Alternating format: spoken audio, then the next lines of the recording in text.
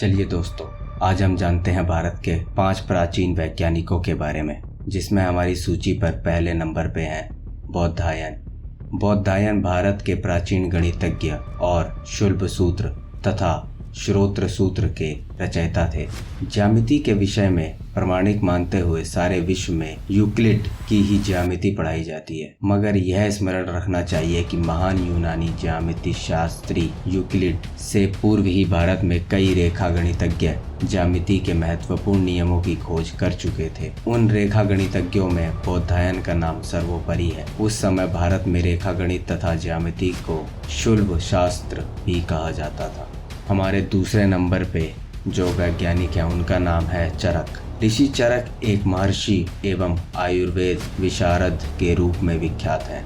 वे कुषाण राज्य के राजवैद्य थे। इनके द्वारा रचित चरक संहिता एक प्रसिद्ध आयुर्वेदिक ग्रंथ है। इसमें रोगनाशक एवं रोग निरोधक दवाओं का उल्लेख है तथा सोना, चांदी, लोहा, पारा आदि धातुओं के भस्म एवं उनके उपयोग का वर्णन मिलता है। आचार्य चरक ने आचार्य अग्निवेश के अग्निवेश तंत्र में कुछ स्थान तथा अध्याय जोड़कर उसे नया रूप दिया, जिसे आज चरक संहिता के नाम से जाना जाता है। 200-300 वर्ष पूर्व आयुर्वेद के आचार्य महर्षि चरक की गणना भारतीय औषधि विज्ञान के मूल प्रवर्तकों में होती है। चरक की शिक्षा तक्षशिला में हुई। इनका रचा हुआ ग्रंथ चरक संहिता आज भी वैदिक का अद्वितीय ग्रंथ माना जाता है।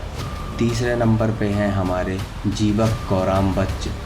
जीवक कौराम्बच्च प्राचीन भारत के प्रसिद्ध आयुर्वेदाचार्य थे।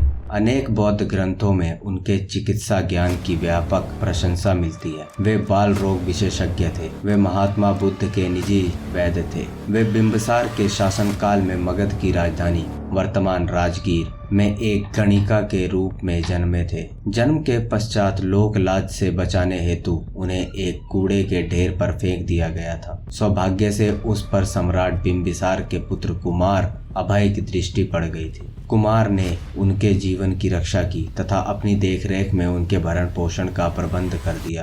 राजगृह में शिक्षा पूर्ण करने के बाद कुमार ने उन्हें उच्च शिक्षा के लिए तक्षशिला भेज दिया। वहां वे 7 वर्ष तक चिकित्सा शास्त्र का सफलतापूर्वक अध्ययन किए। चौथे नंबर पर आते हैं हमारे सुश्रुत। सुश्रुत प्राचीन भारत के महान चिकित्सा शास्त्री एवं शल्य चिकित्सक थे। वे आयुर्वेद के महान ग्रंथ सुश्रुत संहिता के प्रणेता थे। इन्हें शल्य चिकित्सा का जनक कहा जाता है। आज से लगभग 2800 साल पहले प्लास्टिक सर्जरी की थी। 5वें नंबर पर आते हैं हमारे ब्रह्मगुप्त।